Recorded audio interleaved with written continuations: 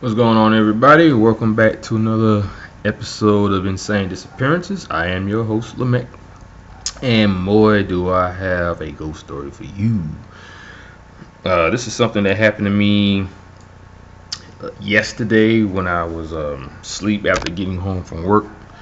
It was weird, it was pretty windy yesterday, but it was a nice little windy. It was like warm and windy, but the wind, was traveling through the house and everything, but it looked like it was about to rain, so I actually let down all the windows in my house.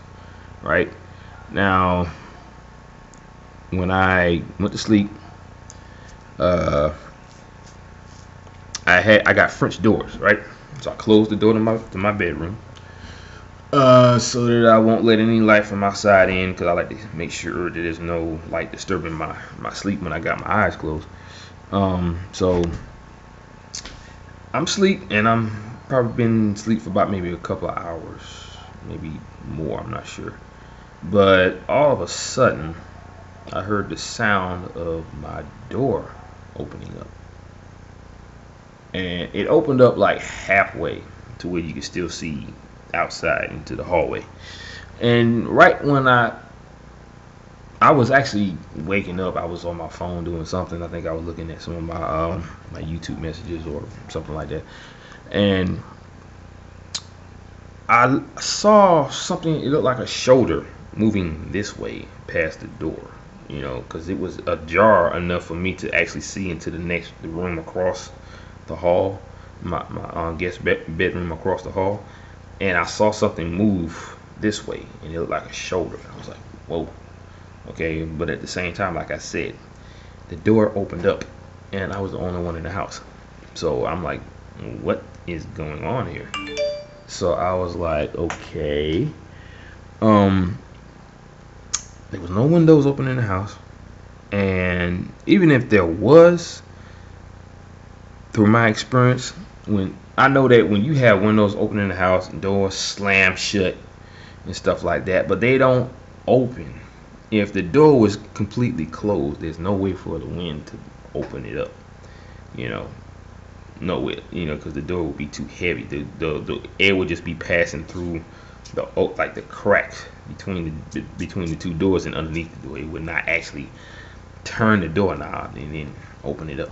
Because the way my doorknobs are, they're like handles, like the little long curly handles, and you turn it and it opens up. So something would have had to have turned it that way so you can open it up just halfway.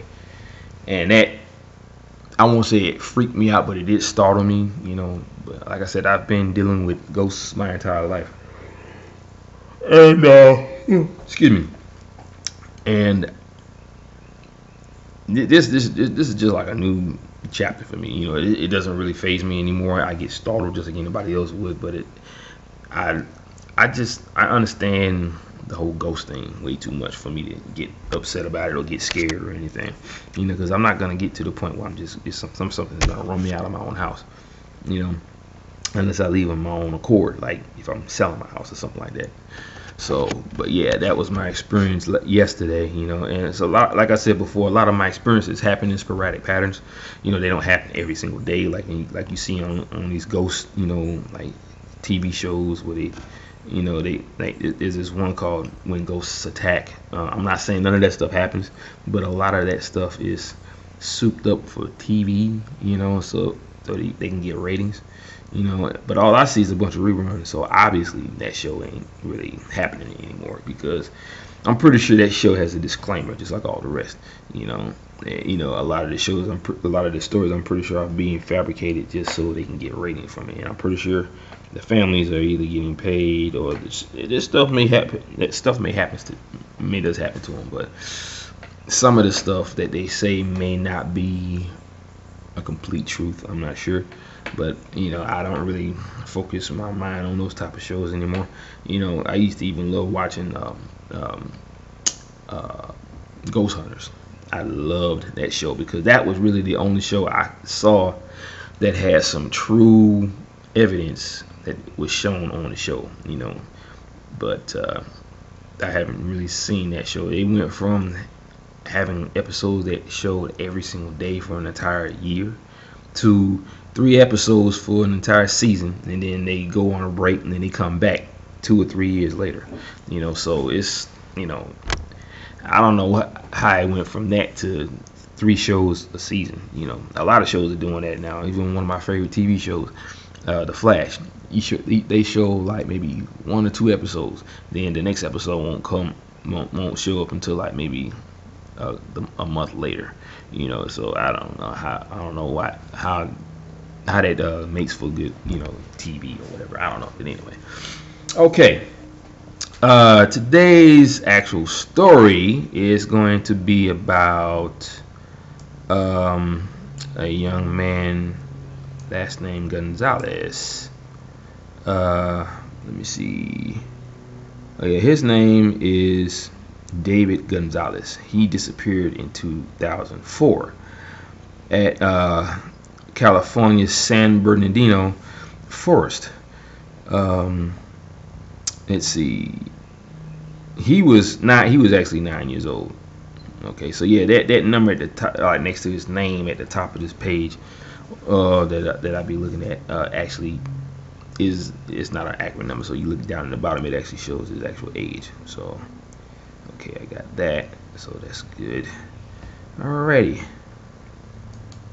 But yeah, story, like I said, is about a young boy named Hector Gonzales, 9 years old. Okay. Let me see. Let me make sure I got everything where I need it to be. Oh, I knew something was wrong.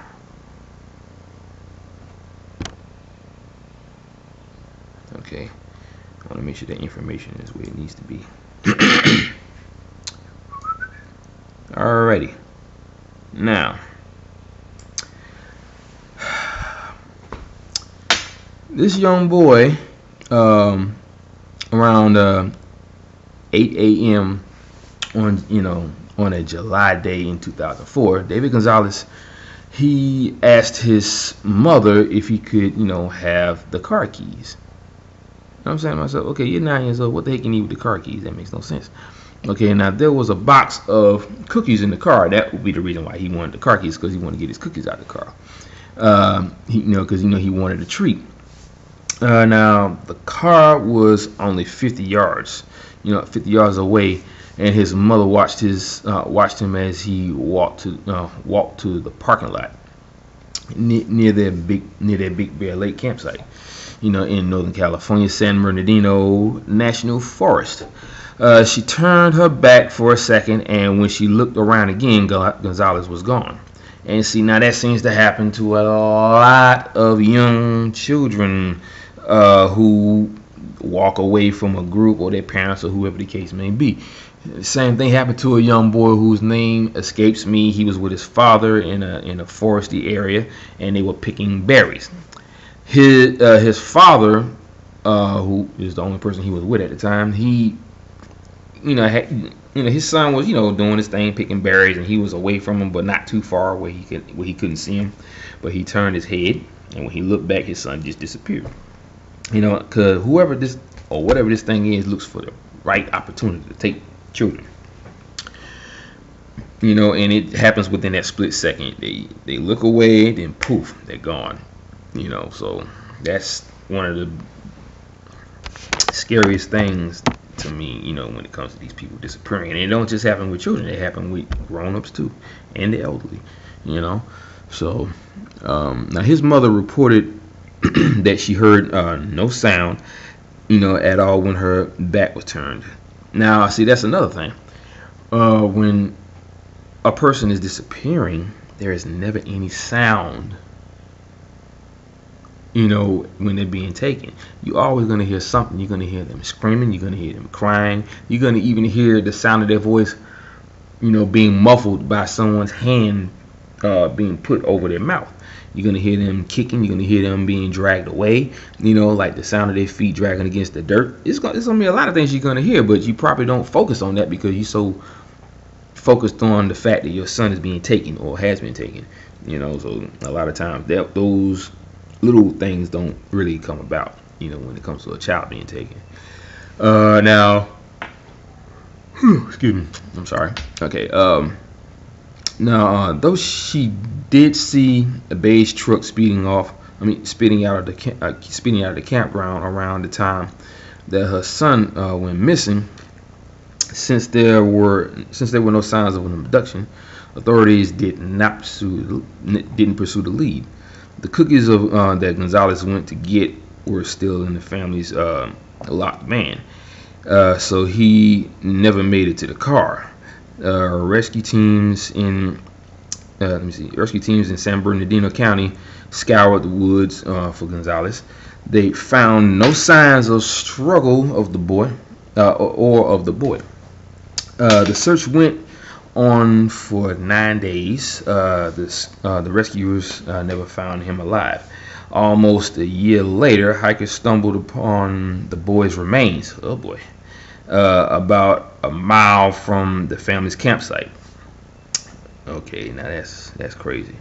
Now authorities chalked this up to a mountain lion attack, but how could a mountain lion have silently dragged a 9-year-old boy a mile without leaving any blood, or signs of a struggle? Which is exactly true. If a young boy, 9 years old, is being dragged by a mountain lion, when mountain lions hold their young, they hold the young by the back of their neck, or if they're trying to kill a prey, they bite down on the neck and they choke the animal to death. I've seen this happen 1,000 times. Now, so if a 9-year-old boy is being dragged away by a mountain lion, you're going to experience different things. He's going to be crying and screaming, possibly kicking and struggling to get away. Maybe, being a young child, he probably wouldn't think to try and do that. But at the same time, you never know what you would actually be able to do in a situation like that, even if you're 9 years old. But yeah, there was no trace of him being attacked by any mountain lion. I'm pretty sure there were no bite marks on the bones. There was no tear marks in the clothing, if they found the clothing around, the area or still on the remains of the boy. None of this evidence leads to a mountain lion.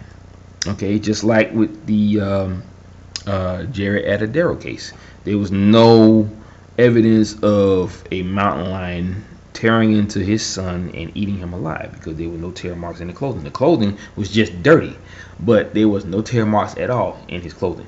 Now the sweatpants were inside out, so that right there is a complete mystery. Something or someone was trying to take his clothes off, so why they was trying to do that, I'll never know. So, but yeah, in the Gonzales case, he vanished without a trace for a time, and then was put back in an area about a couple of miles, like 50 yards away from the actual campsite. Okay, but he was obviously already dead at that point, or he could have been drained of all of his energy, and he was left marked for dead. Okay, they didn't say that he was face down, on the ground. They didn't say anything about his clothes being missing or being partially naked, even though he was probably just all bone at the time. Now, when they said that it was only a year later, I would imagine that he was all bone at that point. With bugs being around and other animals gnawing at the body, for food and all that stuff. So maybe a mountain lion did come around at the time, but the mountain lion wasn't the cause of him dying. For him to just disappear like that and never make it to the car, somewhere between point A and point B, he disappeared. Obviously. Why or how? That is the $1 million question, people. How did he disappear between point A and point B on the way to the car? Something came through and took him. He, in a way that couldn't be detected. So, and then they did what they had to do with that little boy, and they dropped him back here on Earth, or on his plane, or whatever you want to call it, and left him there marked for dead. Now, I'm thinking that whatever the kind of creature this is, it was able to subdue him. It was able to do whatever it is it had to do with him. What? Nobody knows. They didn't mention anything of by the body being nothing but bone at that point. they really couldn't determine the cause of death at that.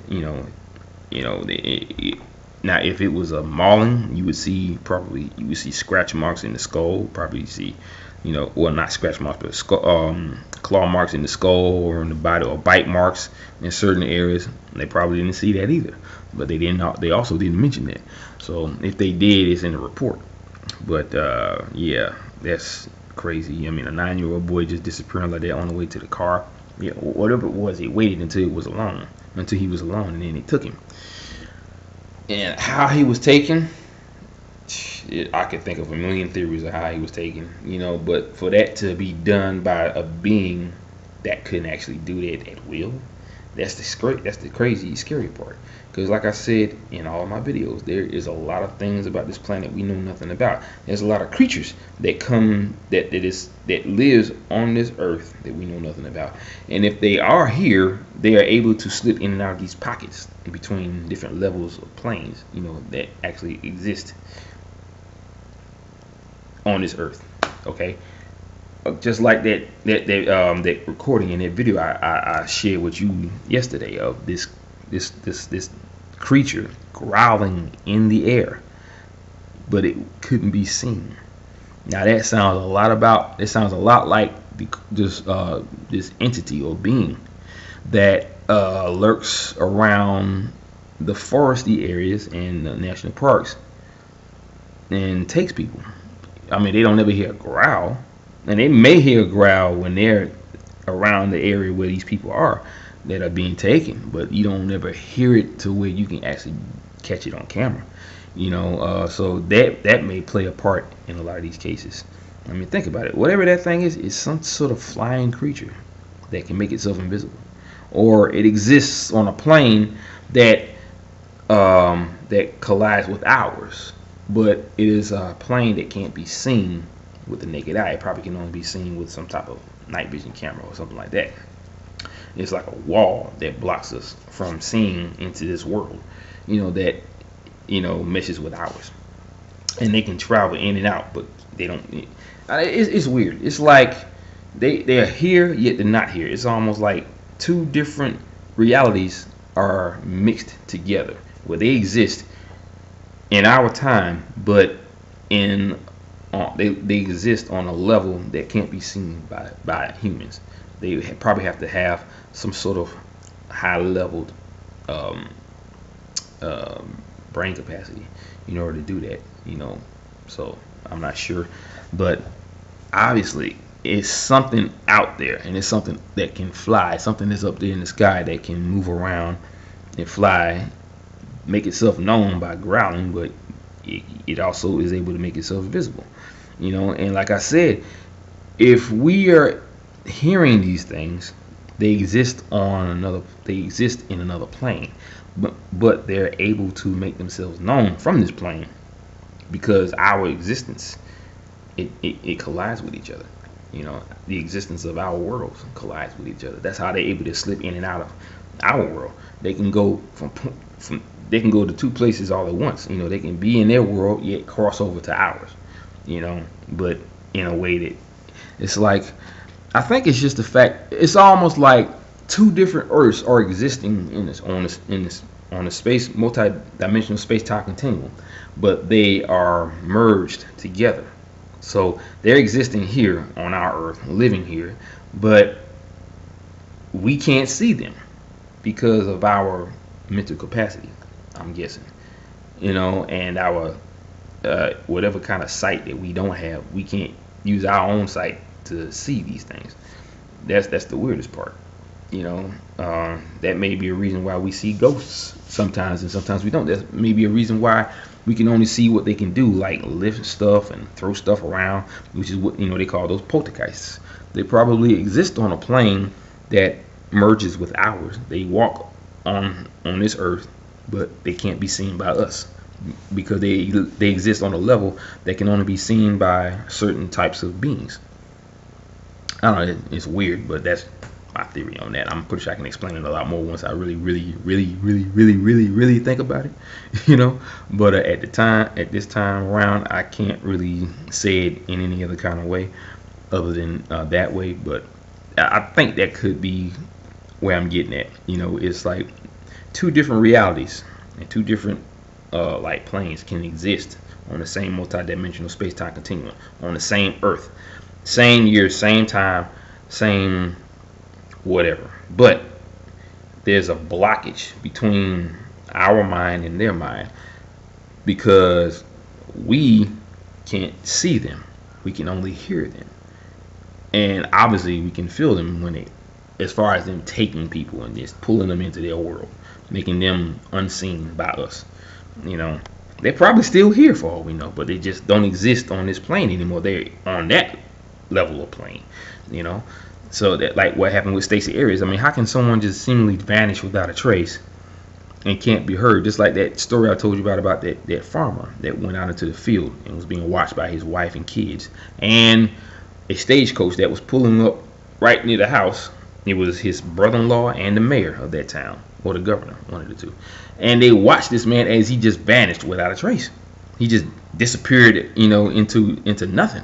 And the kids was playing in the field, and they could hear him screaming, saying, "Help me!" But they couldn't see him. And over time, as they kept hearing his voice kept fading away until there was nothing. So, like I said, a person can exist in our plane, but only to where you can only hear his voice. You can't see him. You can only hear him or her or whoever else. And obviously the same thing with that creature that I showed you the other day. Where you can hear him growling in the sky. But over time you hear him hear that thing moving off into the distance until you can't hear it no more. So weird stuff, people. Like I told you, there's something going on here that we're not aware of. Something going on here that goes beyond our own comprehension. The unknown and the mysterious and the unexplained do exist. Everything that we look at with those categories, it exists. It's just that if we can't comprehend what these things are, naturally the first thing we're going to say is it's not real, it's just a fairy tale, I don't believe it, this and that and the other, that can't happen. All these things is going to come out of our mouths. But if we were educated on these things, we would have a better understanding. We would probably be able to live on this earth with these things if we knew anything about it. But we don't know anything about it because the government keeps these things that we should know away from us. Okay, they know a lot more than they're telling us. They know a lot more about what's going on this planet than we do, and we all live here.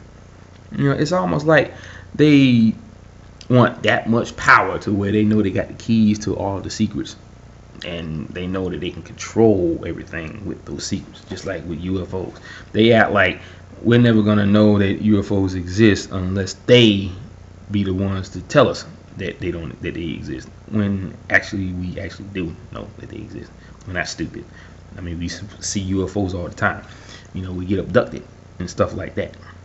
We know about that agreement that they had with the aliens, where they could take us, and do whatever they want to us, as long as they bring us back to where they first picked us up and wipe our memory of the whole ordeal. They basically adhere to part of that agreement, but they're not doing everything. They're not putting us back to where they picked us up at. They're dropping people off miles away from their home. Sometimes they're getting dropped off onto the highway. They have this episode of Missing Time to where we get picked up within it, and they wipe our brains from that point when we see something, and then all of a sudden, next thing you know, we're sitting in our car the same way, but it's like 4 hours later. That's what they call a period of missing time. So it's weird, but yeah, that's a pretty weird situation with that young boy. It's crazy. Let's see if I can get another story in here. This one is going to be about Prabhdeep Srawn. Weird. Okay, Prabhdeep Srawn. Yeah, that's the next one. See if I can get that in real quick. Now this one, like I said, is about a young guy named Prabhdeep Srawn. He was 25 years old. He was a 25-year-old Canadian Army reservist who disappeared from Australia's. Here we go again with these weird names. Kosciuszko National Park, located in the southeastern state of New South Wales. Now, Srawn was studying abroad in Australia in May of 2013 when he decided to take a 1,700-mile road trip from the Gold Coast to Melbourne. Srawn rented a van, drove to the park's Charlotte Pass in the snowy mountains, and no one has seen him since. There goes another one. Okay, the search for Srawn began when the rental company discovered that the van wasn't returned. Srawn hadn't told anyone what route or side hikes he was planning, and the search may have started days or even a week after he went missing. Since it was the rental company that first reported the disappearance, searchers figured out his hike plans by looking at the search history on a laptop.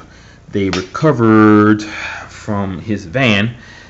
They recovered the hiking plans from his van. Srawn's family hired private searchers after Australian authorities called off the search after only 2 weeks. The investigators used tower data from Srawn's phone and a trained dog to track his trail to a treacherous area called the Western Wall Wilderness. Just one day before his van was due back to the rental agency, Srawn embarked on a difficult and time-consuming hike in snowy weather, which is a bad idea. I would never do something like that.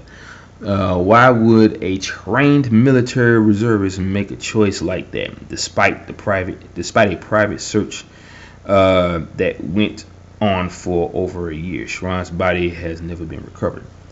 Okay, now in a situation like that, when you are going into a treacherous area, trying to basically put yourself to the limit to see if you can even do it. Now, see, that happened the same way with the, I think it was called the M Cave. That guy, he did the same thing. He was pushing himself to the limit all the time, but he never told anybody where he was going. And he did the same exact thing. This Srawn guy, okay, he wanted to trek a very difficult hike, which is like 700 miles into treacherous territory, like it said.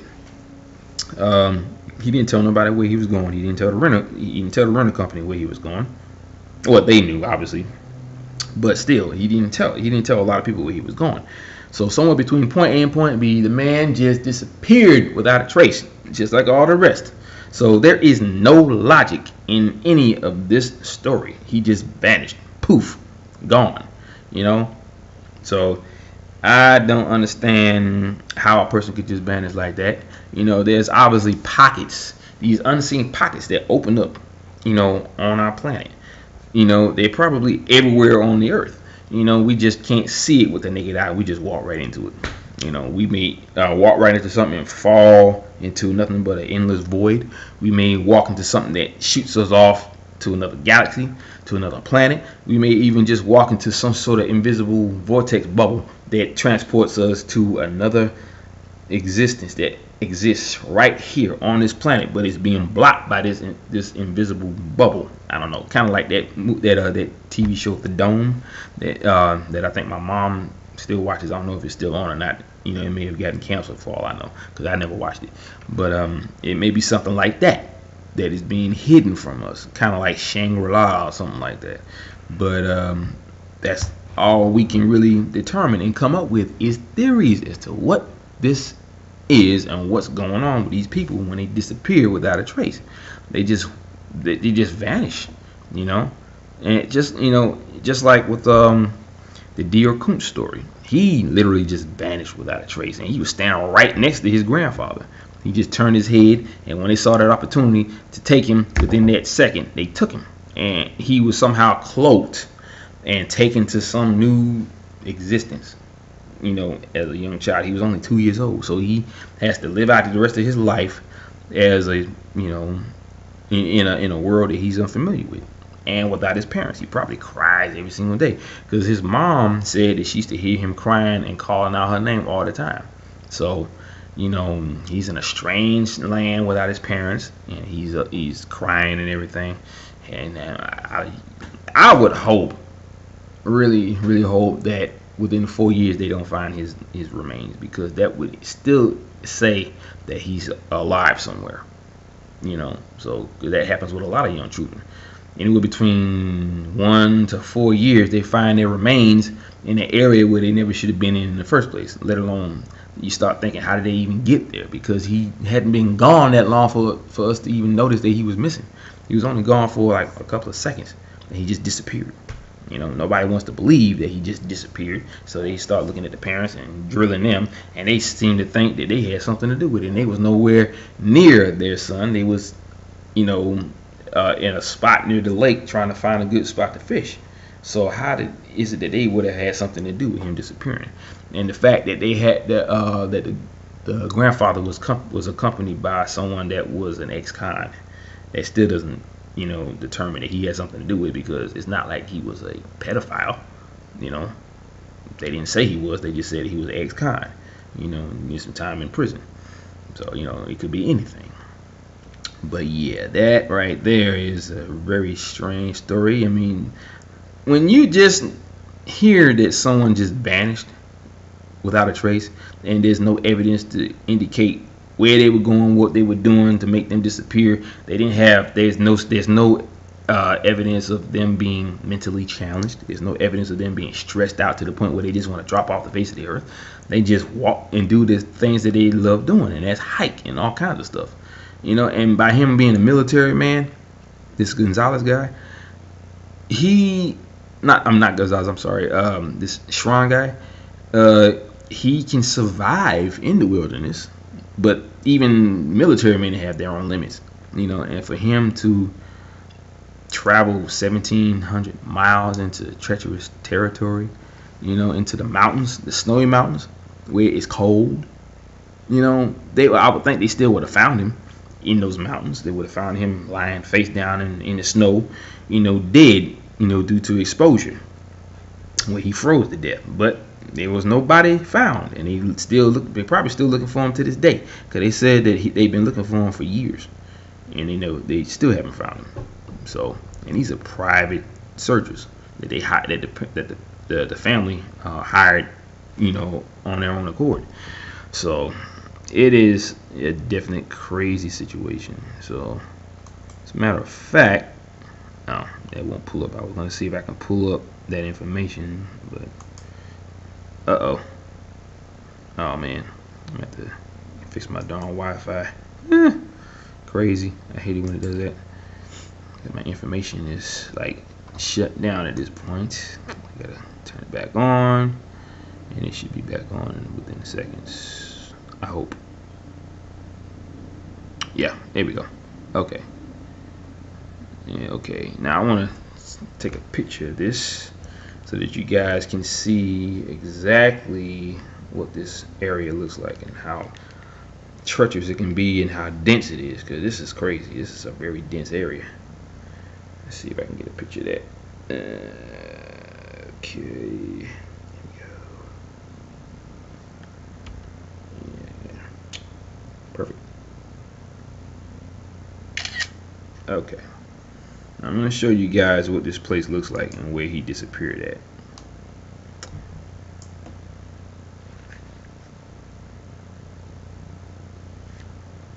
This is a picture of that area where he disappeared at. Look at that place. It looks desolate. I mean, it's like miles of nothing but trees and mountain ranges, and it's very thick and very dense. So anybody can get lost in it. It probably never be found. I mean, you may think you're covering a large area, but it will still look like you haven't covered but so much. So yeah, that's the area. I wouldn't even want to be going in there, trying to do a hike, because I probably wouldn't even survive unless I mean, if I had an abundance amount of supplies, that's one thing. But they didn't even say he had supplies. They just said that he went for a hike. And when you going for a hike, especially a long, treacherous one, you gotta have water, you gotta have food.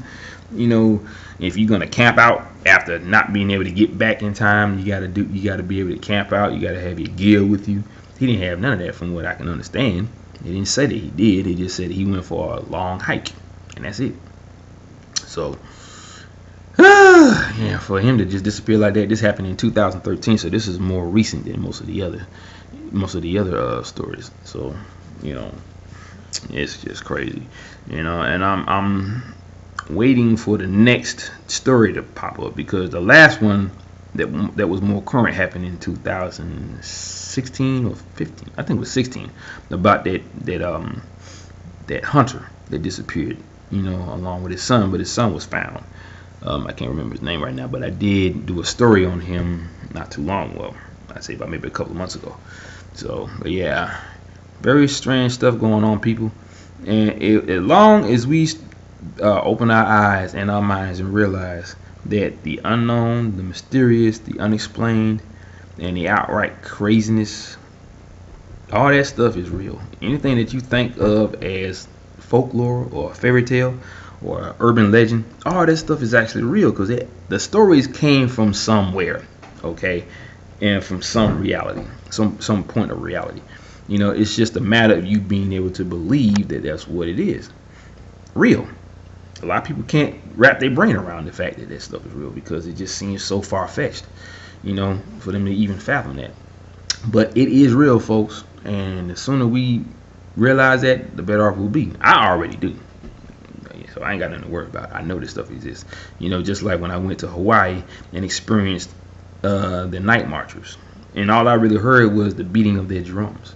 When their tribal drums, when they're walking through certain paths looking for descendants of the Hawaiian royalty, or descendants of the Polynesians, to take them to the next world when they pass. And if you cross their path in any manner, you literally will be marked for dead if you don't remove your clothing and bury your head in the sand. That shows them. It shows humility and a show of respect for them, because the Hawaiian King Kamehameha, he passed a law to where you could not look the king in the eye unless you were given that right by him alone. And if you did, you'd be killed.